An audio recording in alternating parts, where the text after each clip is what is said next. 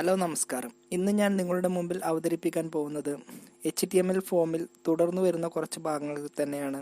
കഴിഞ്ഞ ഏതാനും ക്ലാസ്സിൽ നമ്മൾ സംസാരിച്ചത് എങ്ങനെ ഫോമിൽ പല മോഡലുകൾ അല്ലെങ്കിൽ പല മെത്തേഡുകൾ എങ്ങനെ ഉപയോഗിക്കാം എന്നുള്ളതിനെ കുറിച്ചാണ്.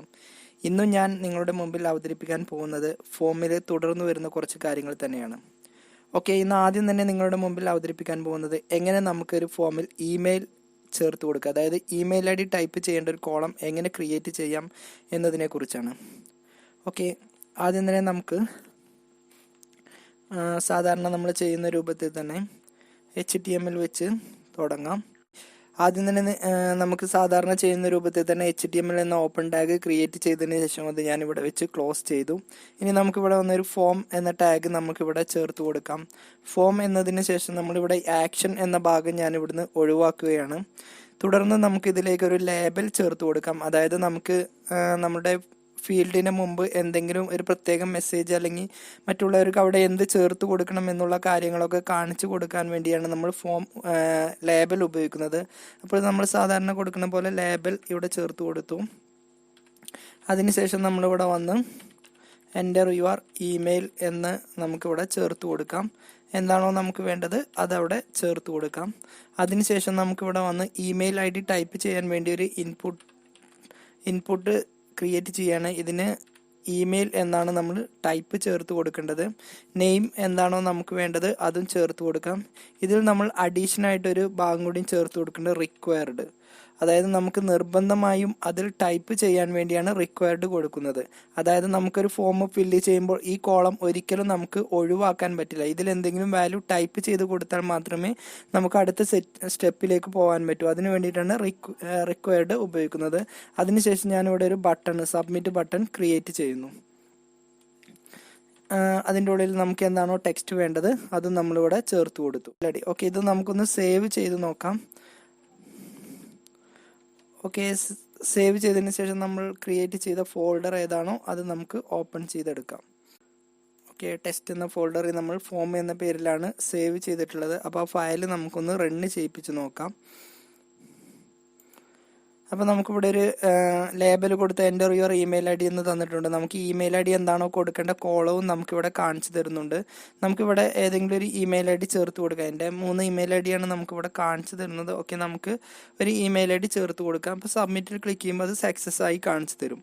ഇനി മേ ബി നമ്മളിവിടെ ഒരു ഇമെയിൽ ID കൊടുക്കാതെ ഈ സബ്മിറ്റിൽ ക്ലിക്ക് ചെയ്യുമ്പോൾ നമുക്കിവിടെ ഒരു മെസ്സേജ് കാണിച്ചു തരും, please fill in this field. കാരണം നമ്മളിവിടെ റിക്വയർഡ് ചേർത്ത് കൊടുത്തത് കൊണ്ടാണ്, അതായത് ഈ ഭാഗം ചേർത്ത് കൊടുത്തത് കൊണ്ടാണ് നമുക്കിവിടെ ഇമെയിൽ ID ഒന്നും കൊടുക്കാതെ നമുക്ക് അടുത്ത സ്റ്റെപ്പിലേക്ക് പോകാൻ കഴിയില്ല. പിന്നീട് വേറൊരു കാര്യം കൂടി നമ്മൾ ശ്രദ്ധിക്കണം. ഇവിടെ നമുക്ക് എന്തെങ്കിലും ജസ്റ്റ് ഒന്ന് ടൈപ്പ് ചെയ്തു ഇമെയിൽ IDക്ക് പകരം ഇതുപോലെ ടെക്സ്റ്റ് ടൈപ്പ് ചെയ്ത് സബ്മിറ്റ് ചെയ്താലും നമുക്കിവിടെ എറർ കാണിച്ചു തരും. അതായത് ഒരു ഇമെയിൽ ID ടൈപ്പ് ചെയ്യുമ്പോൾ അറ്റ് എന്നതും അതിനുശേഷം നമുക്ക് സാധാരണ നമ്മുടെ ഡൊമൈൻ പേര് കൊടുത്തതിന് ശേഷം നമുക്കൊരു നമ്മുടെ സൈറ്റിൻ്റെ പേരും വേണം എന്നാണ് പറയുന്നത്. അപ്പോൾ എക്സാമ്പിൾ ഞാൻ എൻ്റെ ഇമെയിൽ ID ഇവിടെ ടൈപ്പ് ചെയ്ത് കൊടുക്കുകയാണ്. ഓക്കെ, ഈ രൂപത്തിൽ നമ്മൾ കറക്റ്റായി ചേർത്ത് കൊടുത്ത് സബ്മിറ്റ് ചെയ്താൽ മാത്രമേ നമുക്കിത് അടുത്ത സ്റ്റെപ്പിലേക്ക് പോകാൻ കഴിയൂ. അപ്പോൾ ഇമെയിൽ ID എങ്ങനെ കൊടുക്കണം എന്നാണ് നമ്മളിവിടെ പറഞ്ഞത്. ഇനി നമുക്ക് മൾട്ടിപ്പിൾ ഇമെയിൽ ID, അതായത് ഒന്നിലധികം ഇമെയിൽ ID നമുക്ക് എങ്ങനെ ചേർത്ത് കൊടുക്കാം എന്നാണ് നോക്കുന്നത്. അപ്പോൾ ഇതിൻ്റെ താഴെ ഞാൻ അടുത്ത ഒരു ലേബൽ കൂടി ചേർത്ത് കൊടുക്കുന്നു. എൻ്റർ ഇമെയിൽസ് എന്ന് ഞാനിവിടെ ഹെഡിങ് ചേർത്ത് കൊടുത്തു. ഓക്കെ, നമുക്കിവിടെ ഇമെയിൽ ID ടൈപ്പ് ചെയ്യാനൊരു നേരത്തെ നമ്മൾ ചെയ്ത രൂപത്തിൽ തന്നെ ഇൻപുട്ട് ടൈപ്പ് ഇമെയിൽ എന്നൊരു ഭാഗം നമ്മൾ ക്രിയേറ്റ് ചെയ്യുകയാണ്. നെയിം നമുക്ക് നേരത്തെ തന്നെ കൊടുത്ത പോലെ ഇമെയിൽ എന്ന് തന്നെ ചേർത്ത് കൊടുക്കാം. ID ഞാൻ ഇവിടുന്ന് ഒഴിവാക്കുന്നു. ഇതിൽ അഡീഷനായിട്ട് നമ്മൾ നേരത്തെ റിക്വയർഡ് എന്ന് ചേർത്ത് കൊടുത്ത പോലെ നമുക്ക് മൾട്ടിപ്പിൾ എന്നൊരു ടാഗ് കൂടി ചേർത്ത് കൊടുക്കാം. ഓക്കെ, മൾട്ടിപ്പിൾ എന്നൊരു ആട്രിബ്യൂട്ട് കൂടി ഇതിലേക്ക് ചേർത്ത് കൊടുത്തു. ഇനി നമുക്കിത് സബ്മിറ്റ് ചെയ്യാനൊരു ബട്ടണും നമ്മളിവിടെ ക്രിയേറ്റ് ചെയ്യുന്നു. നേരത്തെ നമ്മൾ കൊടുത്ത രൂപത്തിൽ തന്നെ സബ്മിറ്റ് എന്ന ബട്ടണും നമ്മൾ ചേർത്ത് കൊടുത്തു. അപ്പോൾ നമുക്ക് മൾട്ടിപ്പിൾ ഇമെയിൽ ID കൊടുക്കുമ്പോൾ നമുക്ക് ഒന്നാമത്തെ ഇമെയിൽ ID കൊടുത്തു. അതിനുശേഷം നമുക്ക് സ്പേസ് ഇട്ടതിന് ശേഷം നമുക്ക് അടുത്ത ഇമെയിൽ ID ചേർത്ത് കൊടുക്കാം. സ്പേസോ അല്ലെങ്കിൽ നമുക്കിവിടെ വന്ന് കോമയോ നമുക്കിവിടെ ഉപയോഗിക്കാവുന്നതാണ്. ഇത് നമ്മൾ റിക്വയർഡ് കൊടുത്തത് കൊണ്ടാണ് നമുക്കിവിടെ ഒന്നും കൊടുക്കാതെ അടുത്ത സ്റ്റെപ്പിലേക്ക് പോകാൻ പറ്റില്ല എന്നാണ് പറയുന്നത്. ഓക്കെ, നമ്മൾ ഒന്നിലധികം ഇമെയിൽ ഐ ഡി കൊടുക്കുമ്പോൾ ആദ്യം ഒരു ഇമെയിൽ ഐ ഡി കൊടുക്കുക. അതിനുശേഷം നമ്മൾ കോമ ഇട്ടതിന് ശേഷം നമ്മൾ അടുത്ത ഇമെയിൽ ഐ ഡി എന്താണോ അതും നമുക്ക് ചേർത്ത് കൊടുക്കാം. ഇങ്ങനെ എത്ര ഇമെയിൽ ഐ ഡി വേണമെന്നുണ്ടെങ്കിലും ഒരേ സമയം തന്നെ ഇതിൽ ചേർത്ത് കൊടുക്കാൻ വേണ്ടിയാണ് നമ്മൾ മൾട്ടിപ്പിൾ എന്നൊരു ഫംഗ്ഷന് ഉപയോഗിക്കുന്നത്. ഓക്കെ, നമുക്ക് ഒന്നിലധികം ഇമെയിൽ ഐ ഡി ഒരേ സമയം തന്നെ നമുക്ക് സബ്മിറ്റ് ചെയ്യാൻ വേണ്ടിയാണ് മൾട്ടിപ്പിൾ എന്ന ഫംഗ്ഷന് ഇതിൽ ഉപയോഗിക്കുന്നത്. ഓക്കെ, അടുത്തതായി നിങ്ങളുടെ മുമ്പിൽ ഞാൻ അവതരിപ്പിക്കാൻ പോകുന്നത് എങ്ങനെ നമുക്ക് ഇയർ ആൻഡ് മന്ത്, അതായത് ഒരു മന്ത് മാസം എങ്ങനെ, അതേപോലെ ഇയറും എങ്ങനെ പ്രിന്റ് ചെയ്യിപ്പിക്കണു എന്നതിനെ കുറിച്ചാണ്. ഓക്കെ, നമ്മൾ സാധാരണ രൂപത്തിൽ തന്നെ ഒരു ഫോം ക്രിയേറ്റ് ചെയ്തു. എന്നിട്ട് ഇവിടെ വന്ന് ഒരു ലേബൽ നമ്മളിവിടെ ചേർത്ത് കൊടുത്തു. ഓക്കെ, എൻ്റർ യുവർ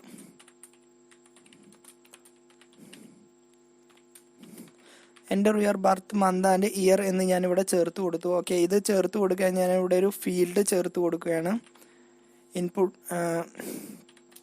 ഇൻപുട്ട് ഇവിടെ വന്ന് ഞാൻ മന്ത് എന്നാണ് ചേർത്ത് കൊടുക്കുന്നത്. നെയിം ഞാനിവിടെ വന്ന് മന്ത് തന്നെ ചേർത്ത് കൊടുത്തു. ഓക്കെ, ഐ ഡി ഞാനൊന്നും കൊടുക്കുന്നില്ല, അത് ഞാൻ ഇവിടുന്ന് ഒഴിവാക്കി. അതിനുശേഷം നമ്മളിവിടെ ഒരു ബട്ടൺ ആണ് ക്രിയേറ്റ് ചെയ്യുന്നത്. ഓക്കെ, ബട്ടണിൻ്റെ ഉള്ളിൽ നമ്മൾ സബ്മിറ്റ് എന്നൊരു ടെക്സ്റ്റും ചേർത്ത് കൊടുത്തു. ഓക്കെ, ഇപ്പോൾ നമുക്കിവിടെ ഒരു ഡോട്ടായിട്ട് നമുക്ക് കാണിച്ചു തരും. ഇവിടെ ഫസ്റ്റ് ഭാഗത്ത് നമുക്ക് മന്തും അതേപോലെ തന്നെ രണ്ടാമത്തെ ഭാഗത്ത് നമുക്ക് ഇയറും ഡിസ്പ്ലേ ചെയ്യാനുള്ള സ്ഥലമാണ്. നമ്മൾ ഇവിടെ ഈ ആരോയിൽ ക്ലിക്ക് ചെയ്ത് നമുക്ക് ഇവിടുന്ന് ഏതാണോ നമ്മൾ ഇയർ ആൻഡ് മന്ത് നമുക്ക് ഇവിടുന്ന് സെലക്ട് ചെയ്ത് കൊടുക്കാം. ഓക്കെ, ഇപ്പോൾ നവംബർ 2019 നമുക്കിവിടെ ഇയറും മന്തും വന്നിട്ടുണ്ടാവും. അത് നമുക്കിതുപോലെ സബ്മിറ്റ് ചെയ്ത് കൊടുക്കാം. ഇത്തരത്തിൽ നമുക്ക് മന്ത് ആൻഡ് ഇയർ സബ്മിറ്റ്, അല്ലെങ്കിൽ മന്തും അതേപോലെ തന്നെ ഇയറും നമുക്ക് ലഭിക്കാൻ വേണ്ടിയാണ് നമ്മൾ ഇൻപുട്ട് ടൈപ്പിൽ മന്ത് എന്ന ഭാഗം ഉപയോഗിക്കുന്നത്. ഓക്കെ, ഇതേപോലെ തന്നെ നമുക്ക് അടുത്തതായി വരുന്നതാണ് നമ്പർ. അതായത് നമുക്ക് എങ്ങനെ ഇൻപുട്ട് ഫീൽഡ് നമ്പർ എന്ന ഭാഗം ഉപയോഗിക്കാമെന്ന് നോക്കാം. സാധാരണ നമ്മൾ ചെയ്യുന്ന രൂപത്തിൽ തന്നെ നമ്മളിവിടെ വന്നൊരു ലേബൽ ക്രിയേറ്റ് ചെയ്യുന്നു. ഓക്കെ, ലേബലിൻ്റെ ഉള്ളിൽ നമ്മൾ ടൈപ്പ് ചെയ്യുന്നു എൻ്റർ യുവർ ഏജ്. എന്താണോ നമുക്ക് ഇഷ്ടമുള്ള ടെക്സ്റ്റ് നമുക്ക് ചേർത്ത് കൊടുക്കാം. എൻ്റർ യുവർ ഏജ് എന്ന് ഞാനിവിടെ ചേർത്ത് കൊടുത്തു. അതിനുശേഷം ഞാനിവിടെ വന്നൊരു ഇൻപുട്ട് ഫീൽഡ് ക്രിയേറ്റ് ചെയ്യുകയാണ്. ഇത് നമ്മൾ നമ്പർ എന്നാണ് ചേർത്ത് കൊടുക്കുന്നത്. നമ്പർ കൊടുത്തതിന് ശേഷം നമുക്ക് എന്താണോ ഇതിന് പേര് വേണ്ടത് അതും നമ്മളിവിടെ ചേർത്ത് കൊടുത്തു.